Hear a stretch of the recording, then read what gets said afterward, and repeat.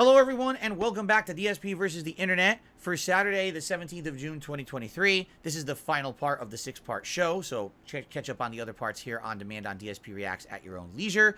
And I want to say thanks to the audience here that's live. Has been great. Thank you to anyone who is a member of the channel and has suggested videos.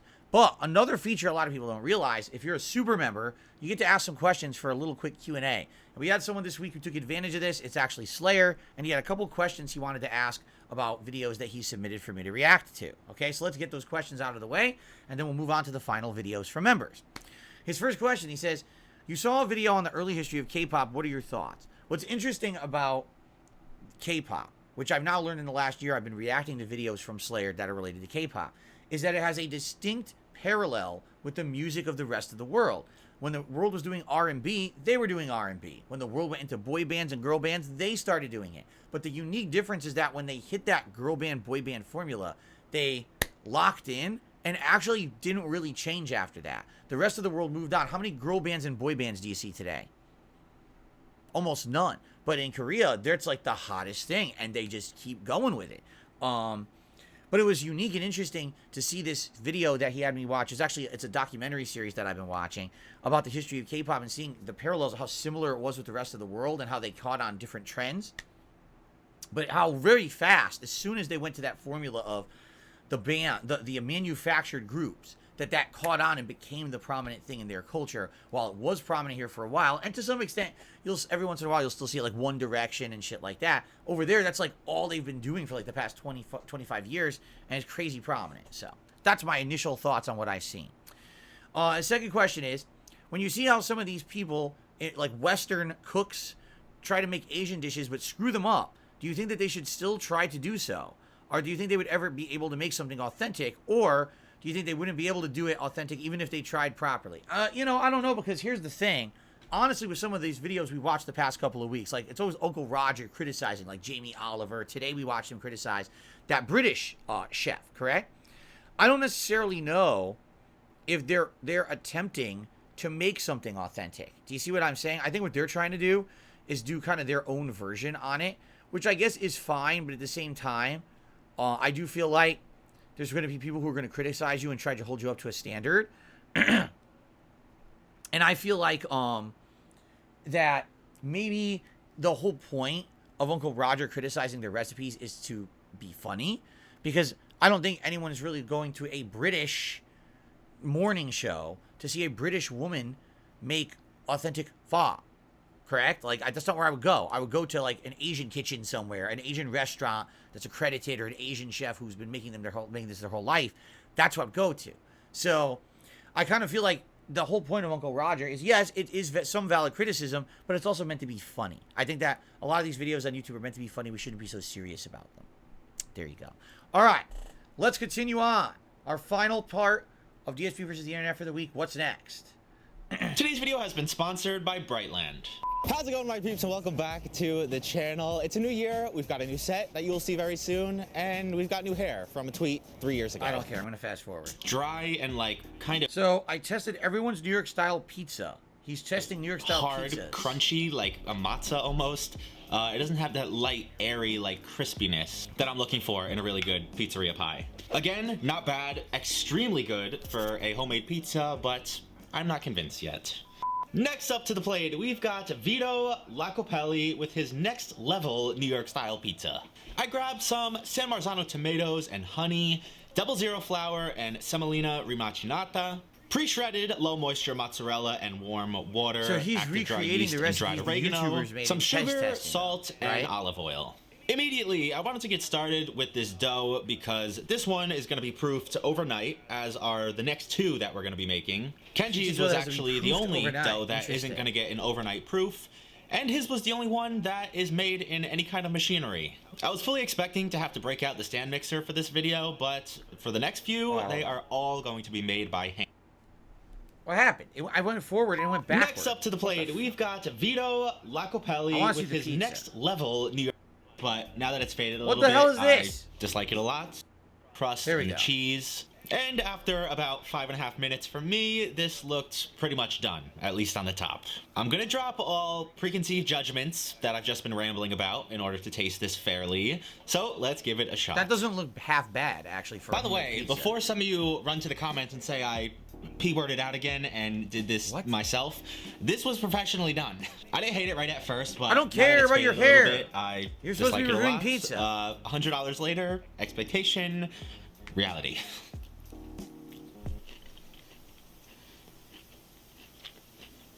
Terrible? He doesn't like it? Oh, it's terrible on the bottom. I don't love big uncooked chunks of tomato where you can feel the seeds and the skin in there. It doesn't get cooked enough in the oven for me anyway. The oregano is very overpowering. That's kind of all you taste. And then to cap it all off, there's not an ounce of color or crisp That's terrible. anywhere on the bottom of this. I think we all kind of guessed that's what the screen was going to result with. Kind of looks like a pizza whenever Sam the cooking guy tries to make one. Oh no, ew. I'm sorry, Sam, I love you. The cheese is good. I don't think the fact that it was top looks pre-shredded. good, but the bottom looked completely wrong. It's uncooked on the bottom. Derek, see you later. Thanks for stopping by. Thanks a lot for watching. Okay. Yeah, this is not very good, these pizzas. I'm sure you get to the next one. Okay. They're putting a lot of, what do they call that? The ricotta. And then it's going to cook with the same procedure as Kenji's. Ricotta Excuse my cheese. near failure at dismounting this onto the stone. It decided to stick at the last second. But I would say crisis avoided because this thing looks freaking beautiful. I'm once again drooling getting the last few shots of this thing. I kind of miss this feeling. So let's shut up and just grab a slice and try this thing out.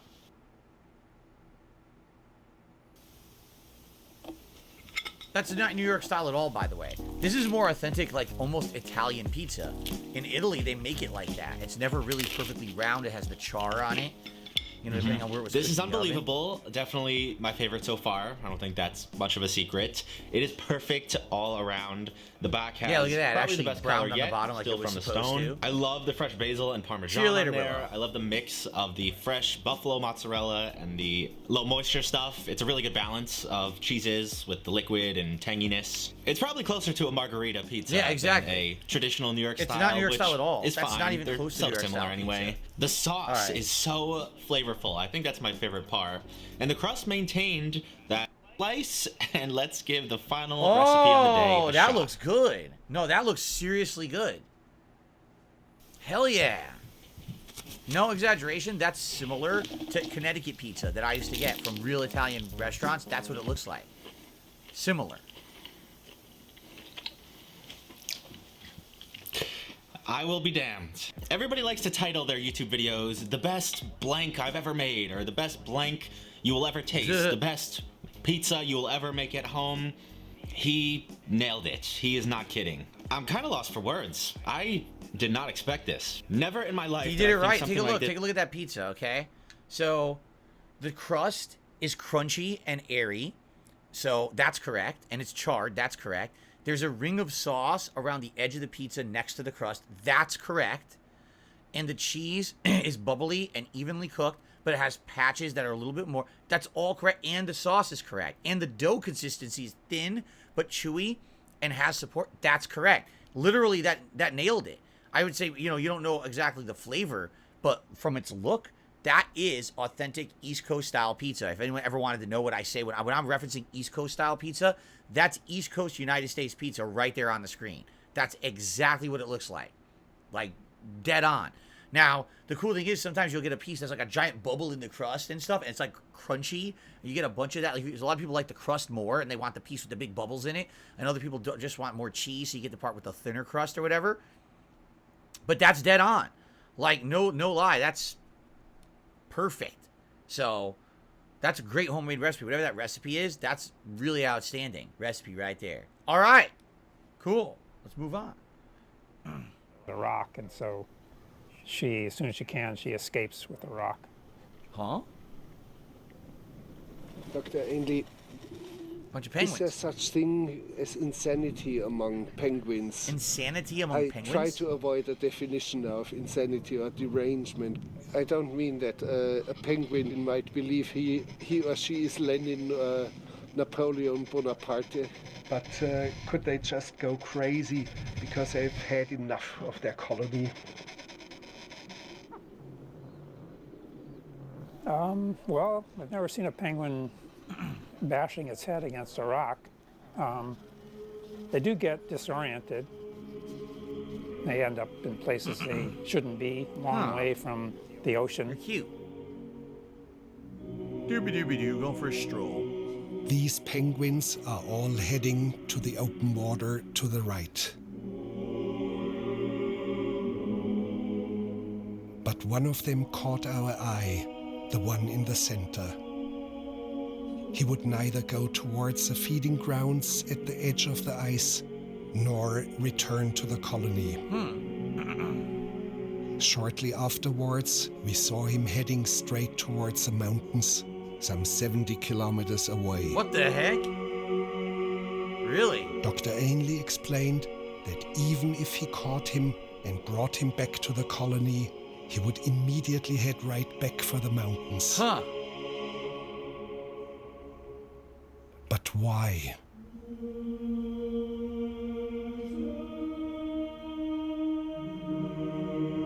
Had enough. One of these disoriented or deranged penguins showed up at the New Harbor diving camp, already some 80 kilometers away from where it should be. Jeez. The rules for the humans are: do not disturb or hold up the penguin. Stand still and let him go on his way. And here he's heading off into the interior of the vast continent. With 5,000 kilometers ahead of him, he's heading towards certain death. Jeez. Sad, right? That's really sad. But that's nature, man. That's nature. You know what's weird is a lot of people don't realize this. This is why a lot of creatures, when they have children. By the way, thank you to DSP is the GOAT for the super chat. This is the final part, so I'll shout it out now. Thank you for that. In nature, this is why a lot of wild animals have litters or tons of children at once, because there's law of the odds, right? That if you're living in an outdoor dangerous environment, that there's going to be so many hazards and so many things going on that chances are that not all the children are even going to survive, right? So that's why they breed in such large numbers, or when they have their children, they have a bunch of kids, and the numbers are not all of them are going to make it, right? And I'm sure these kind of things happen in nature just like they happen in humanity. There's people, their heads aren't screwed on right, if something happens, rubs them the wrong way, and they just, I'm done. I'm getting out of here, and that's it. Because, you know, penguins, they live in a harsh environment most of the time. They got to be with their group, right? That's how they survive, in groups, and, you know. But, you know, it's exactly what Darziak just said, survival of the fittest. Exactly right. There's going to be the law of odds, that there's going to be these offset creatures that are just not going to be normal, and they're going to pass away, and then the rest move on to carry on that group of creatures, correct? So, but it's, yeah, it is right. Caught on camera to see a freaking penguin just walk away, basically off to its death, is pretty depressing and sad, but sadly it's probably something that happens naturally all the time in nature, right? Okay, Dane Cook, atheist. What are the chances we'd even be able to watch this? We could try, but again, it's stand-up. How much you want to bet this is going to get claimed or blocked? Let's see. Dane Cook. I haven't seen anything of Dane Cook in so effing long. He used to be so popular. This entire situation off, okay? I'm standing next to this guy. He turns towards me, and he sneezes like this. He goes, "Ugh!" I looked at him, and I went, God bless you. Yeah, I said it like that. God bless you. Which, you know, is God bless you, but it kind of sounded like cover your mouth. Guy looks at me and very condescending, he goes, yeah, I'm an atheist. I'm trying to be polite. I don't know you're an atheist, right? And even if I did, what am I supposed to say when an atheist sneezes? When you die, nothing happens. He goes, well, what about you? What did you grow up? I said, well, I was raised Catholic. What do you believe happens to you after you die? And I said, okay, well, hopefully I live a good life and my soul goes to heaven. He's giggling. He's like, you believe this? This is what... So he's laughing at my beliefs, and finally I just snap back, what about you? Okay, what about you, all right? What happens to you after you die? Now he gets very serious, like he's gonna school me, okay? I know what's going to happen to me after I die. After I pass on, my body will become one with this earth. And with that, I will return as a huge, beautiful tree. No. I hope when he dies, he does become a tree. And wouldn't it be fantastic if while he was out there just enjoying his treeness, through the woods, a huge, sweaty guy with an axe comes along, sees him, chops him down, smash, put a chain around him, drag him through the mud and the muck, throw him into a sawmill, grind him up. Then you pound him down into paper. And once he's paper, you print the Bible on him.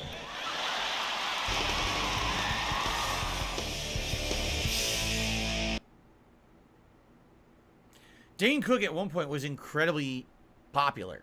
Like, he was the premier stand-up comic. For those who don't know, that you saw, he filled an arena. That was an arena. Most stand-up comics go in little comedy clubs, little dark closet-style places. You know what I mean? A bar. He was filling arenas with his stand-up comedy. It was pretty insane. Why? I don't know if he really did much different than other stand-up comics, honestly. He was a little energetic, maybe a little less depressing than other stand-up comics, because a lot of stand-up comics are very self-deprecating. But I don't understand what really happened. He made a few movies. I don't even remember what they are, but he made like a handful of movies. I don't even know if they did that well, but I don't know what happened to this guy. He just like dropped off the face of the earth. And where did he go? No one talks about this guy, right? Just so weird, but he probably made an insane amount of money if he was filling arenas like that. Seriously. Anyway, let's continue. All right. Time for a few more here. Right on. I am gonna hit a homer today. Hey, who's that handsome guy? Hello, 911 emergency. There's a handsome guy in my house. Oh, wait a second. Cancel that. It's only me. Oh, you drive me wild.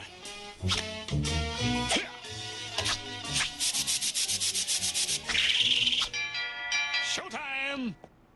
That was it? That was it. That was it. I mean, did anyone remember Johnny Bravo? I never really watched it. It was a little after my time of watching cartoons. I was older then, so I never watched it. But that is like literally how he's acting is probably 0 moments in my life that I ever feel like that. Never in my life did I ever like look at myself and see myself as like handsome. I don't know. Maybe it was just because of the way that people treated me when I was younger. Like, I don't remember people ever telling me, oh, you're good looking or anything. So because of that, like, I don't think I ever had that perception in my head that I was. So I never thought about things like, oh, I'm going to, my hair, I'm going to dress nice, I'm going to put on body spray. I never really thought about that. You know what I mean? Like, sure, I don't want to go out looking like a complete slob asshole. But at the same time, I never had that perception of myself. Even when I was skinny, when I was younger, I was skinny. Before I ever got fatter like I did at one point, I used to, never really thought that way. So, I don't know. I think it's really a product of your environment. Yeah, if other people had been telling me that I was good looking and treating me like that, maybe I would have thought that way. I would have had that perception of myself and become Johnny Bravo. But I never really had it, so. All right, what the hell is this? Horse.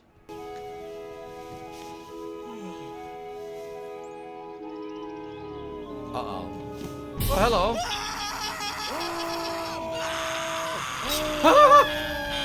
What the hell?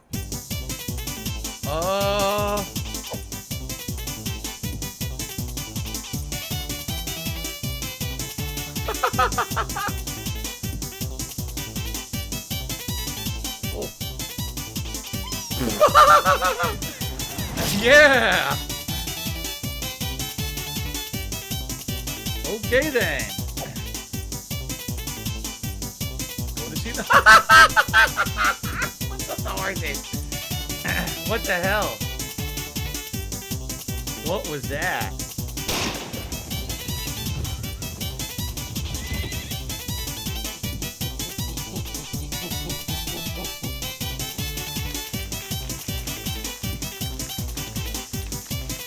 Wow.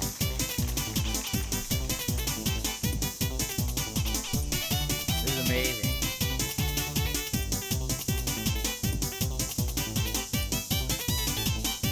continues. It never, this video doesn't end, Tom. It just continues. Uh-oh. You can't be here. You're dead. You're dead. What the hell was that?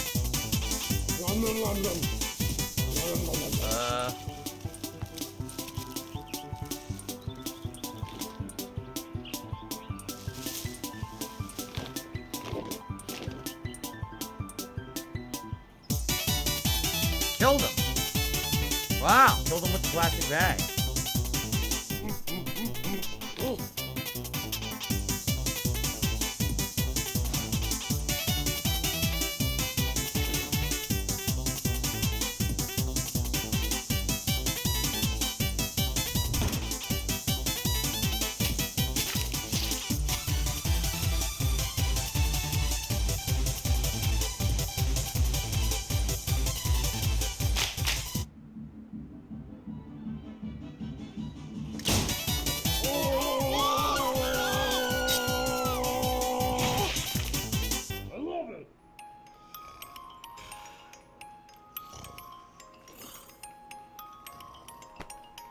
A anthropomorphic horse serial killer? Okay. Is it just me, or was there a time on YouTube when you could literally just throw any, it's like a whole genre of content, random content, correct? Was that funny? No. Was that dark? Absolutely. Did it make any sense? No. Was it random and confusing and made you kind of like say, what the fuck did I just watch? Yes. But doesn't it seem like at one time that was like prominent? I mean, that was an old video. That was over 9 years old. It's probably 9-10 years ago. But what the hell? Like, this was a YouTube genre of thing, right? I mean, I'm not going to hate on it, but at the same time, it's like, what the hell did I just watch? Like, what the fuck? All right. Curing the blind is bad. Here we go, Mr. Beast. Mr. Beast, and I just cured 1,000 blind people. Yeah, I don't like it. How? Because why do we have to wait for the luck of a random rich man to cure us rather than the healthcare system? The issue isn't with you helping people. It's the fact that people have to rely on being cherry-picked by a millionaire that needs content to get a 10-minute life-changing procedure done. Having to rely on the charity of rich people to fix society's problems is the issue. Twitter, rich people should help others with their money. Me, okay, I'll use my money to help people. I promise to give away all my money before I die, every single penny. Twitter, MrBeast is bad. I'm just already doing it. Okay, I agree, that's a bad system, but how is that his fault? Because he's contributing it by being rich in the first place? Yeah, and he's using his money in the best way possible. I really don't know what you want. Well, he's exploiting them. Look at these thumbnails. This is just, If I'm allowed to see my children again, he can use my picture in the fucking thumbnail. The ability to drive, ability to see your family, enjoyment of visual mediums, reading, a billion other things, or 3 seconds of you smiling on camera. Oh, that sounds like very little, honestly. Don't fall for it. This is all just a fucking PR move to look good. You admit it. You aren't doing these generous acts out of kindness to your heart, but because you want people to praise you for doing them. For his ego. And? What? Okay, listen, I'm gonna play an exact scenario of what he would be doing if he did what you asked. Hello there, I was going to cure you of blindness, but people would call me a narcissist using you for attention, so I'm going to keep you blind. Goodbye. Did he leave the room? I can't tell because I'm still fucking blind. Thanks, Twitter. And now he has Wrong. Wrong. What people are saying about this is if he actually cared, he would just do it and keep it anonymous. Meaning, what I've said about charity in the past, charity is meant to be something that's done as a self-sacrifice to yourself, but you don't benefit from it, or else it's not charity. If you're benefiting from it, then it's not charity at all. That's what I was taught as a Roman Catholic growing up. That was the definition of charity in the Roman Catholic Church, was you're giving of yourself, you're sacrificing something of yourself to help others. You know it's a sacrifice for yourself. You could use whatever you're giving away, or the time or money or whatever it is, for yourself, but you're sacrificing that to help others, and you're not benefiting from it. You're not getting a tax write-off. You're not getting popularity. You don't look good because of it. You just do it because it's the right thing to do to help others, right? That's charity. That's the criticism of MrBeast, is that he's using charity as an endless cycle to as a proponent to keep making content and keep making money. You see? And for as much as you can say, as much as you can say, well, MrBeast is using it to continue to do good things, I agree with you there. But MrBeast also has a burger shop that's terrible. MrBeast also has a million other businesses where he's making money, profit, like hand over fist. And people are also buying those terrible products as a result of him doing charity. Oh, MrBeast is a good guy. He cured the blind. I'm going to go buy horrible burgers from his fucking place. You see? So it's not just MrBeast, the charity guy. It's MrBeast and his 400 other businesses that he also is filthy rich because of. Because people buy stuff there because he does charity. Do you understand? It's not, I did the charity, but no one knew I did it. It's, I did the charity, and I'm very, very much benefiting in the big picture way because I'm doing the charity. Do you understand? Allow me to give you another example that's a little different. WWE is a professional wrestling company, okay?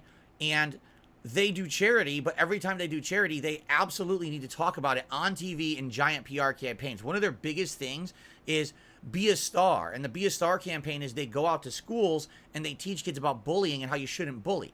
The ironic part about that is that WWE internally is one of the biggest bullying organizations in history. It's been well documented that the workers get mistreated, bullied, told to act and do certain things, and if they don't, they're fired, even though technically that's not legal. It's just the way that it is. It's a cultural thing. Internally, they're actually horrible bullies, but outward, they do an anti-bullying charity to look good, and they absolutely splatter it all over everywhere, on their programming, on the internet. Look at us, we're charitable. It's like, yeah, but at the same time, you're actually doing the thing you say is bad in your own organization, so it's kind of hypocritical, is it not?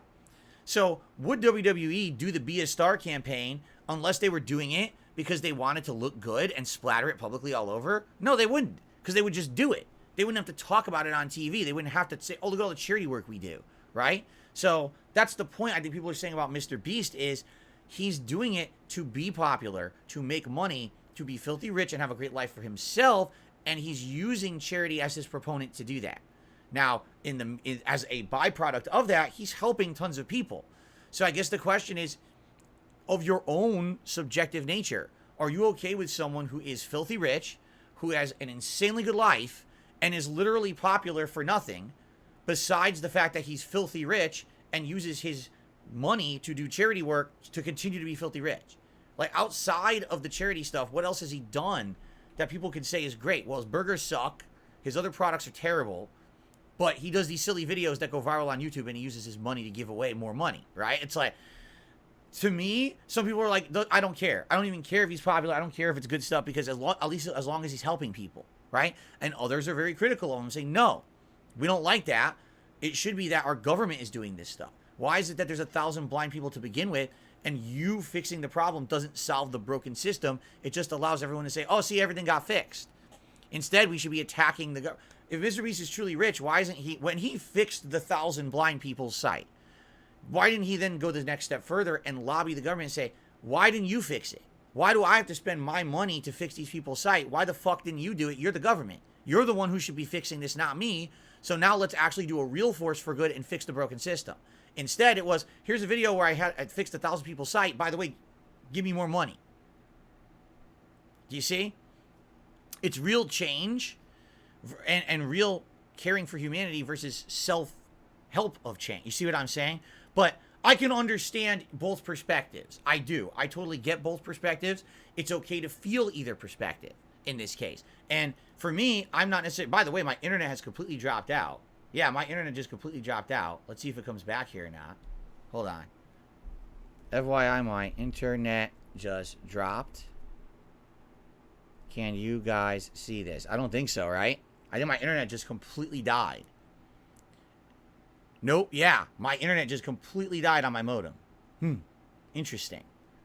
Well, the show's actually over, if you can believe it. That was the last video I was going to watch. But let me end saying this. I don't necessarily think either side is right. I think that either side has the ability to criticize however they want. Either side is valid. You have the ability to say if it's valid or not for yourself. Personally, like I said, I was raised one way to believe that charity is one thing. And that's fine. And if you disagree with that, that's also fine. Like, for me, I don't know much about MrBeast. I don't watch his videos or anything. All I know is from what people have told me. Okay? And so when people have told me, you get a certain impression. I don't know. I've watched like maybe a couple of videos here on the React Show over the last couple of weeks. So I don't necessarily know how to feel about the guy. I don't. I genuinely don't know how to say one way or the other. if the guy is really a good guy or a bad guy or whatever. I would have to do more research, you know, because I think a lot of people just have issue with people being rich. That's true too. A lot of people out there just unfairly say anyone who's rich is bad, and I disagree with that. I completely, utterly disagree with that. I do feel that people have the right to be successful and be rich, and not everyone should be just like filthy jealous of them if they're rich. You know what I'm saying? So everyone has a right to judge for themselves, and you judge for yourself. Me personally, I don't know. I feel like for me to make an educated statement or decision, I need to do research, and I haven't done research into this guy. So I actually don't know, how to feel about him, honestly.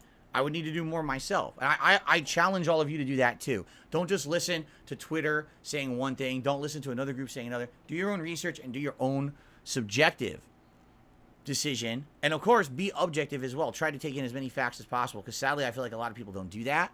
And a lot of people just do what someone else said, right? Yeah, my internet has died completely. Interesting. My laptop had died. Here on my modem it died. I think all of my internet is dead right now. Huh. Even on my phone it's dead. And that's interesting because that means my downstairs internet's now out too. It means that all the internet in my house went out. So it's not a DDoS attack. It actually means that all the internet in general is out right now. I wonder if it's even going to come back and if I'll be able to stream tonight or not. Oh man, yeah, all the internet just went out completely in my home. Holy moly. Well, I guess I'll end the show. Thanks for watching, everyone. I'll try to upload as soon as I can, but all my internet has gone out here. I guess we'll see what happens. Thanks for watching. And remember, if you like this content, if you want to support it in the future, please consider becoming a member. I'm not going to get any revenue or anything on this video. However, memberships are a great way to support the channel. And if you're a member, you are the group that can nominate the videos for next week. Okay, guys? Thank you all very much. Thanks for watching. See you next week. Peace out.